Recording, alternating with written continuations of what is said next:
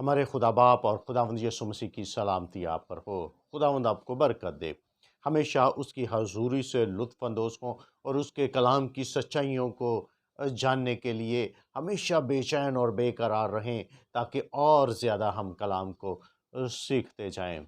بنی اسرائیل کو ملک ادوم کے باہر باہر گھوم کر جانا تھا، کیونکہ انہیں ملک میں داخل ہونے کی اجازت خدا کی طرف سے نہ تھی۔ اس موقع پر ان کی بے اعتقادی، ان کا بڑبڑانا، شکایت، شکوے کہ خوراک ناقص ہے، خوراک وافر مقدار میں نہیں مل رہی، حالانکہ ہر چیز ان کے پاس وافر مقدار میں خداوند آسمان سے مہیا کر رہا ہے۔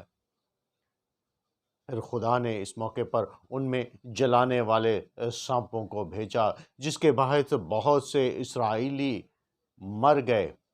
ان کو جلانے والے سانپ کہا گیا ہے، شاید ان کے ڈنگ کی وجہ سے، ان کی تندی کی وجہ سے، یا ان کے ڈسنے کے اثر کی وجہ سے، کیونکہ وہ اپنے غضب میں خدا اور موسیٰ کے خلاف اٹھ کھڑے ہوئے تھے۔ تب خدا نے سانپوں کی وبا کے باعث ان کو خاکسار کیا۔ چھٹکارے کے لیے عجیب انتظام کیا گیا۔ خدا نے حکم دیا کہ پیتل کا سانپ بنایا جائے اور اسے اوپر بلی پر چڑھا دیا جائے، اور جو اس سانپ کو دیکھے گا وہ جیتا رہے گا، وہ مرے گا نہیں۔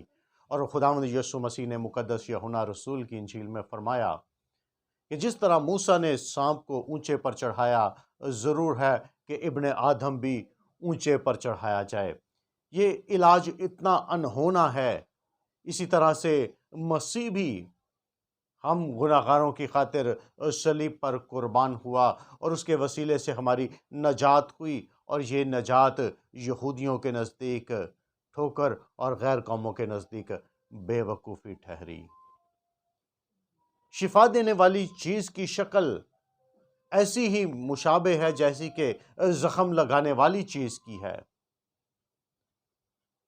یسوع مسیح گناہ آلودہ جسم میں اس دنیا میں آیا، اور یہ شکل اتنی مشابہ تھی کہ مان لیا گیا کہ یہ آدمی گناہ گار ہے، یہ آدمی گناہ گار ہے۔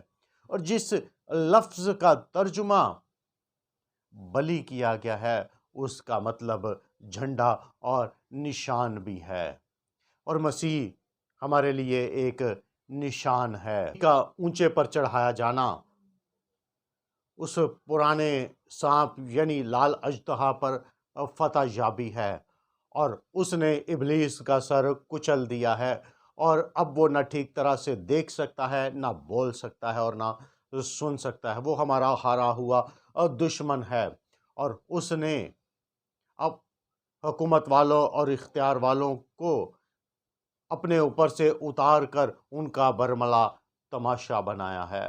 اور مسیح ہمارے لیے ایک نشان ہے کہ ہماری نظریں جب صلیب پر ہوں گی تو ہماری نجات ہے، ہماری شفا ہے، ہماری مخلصی ہے۔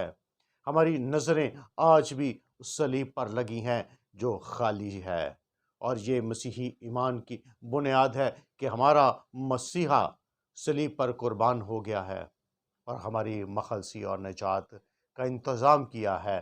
اب ہمیں ابدی موت کا ڈر اور خوف نہیں ہے، وہ ہمارا نجات دہندہ ٹھہرا۔ ہم اس کو دیکھتے ہیں اور ہمیشہ کی زندگی پاتے ہیں۔ خداوند آپ کو برکت بخشے، آمین۔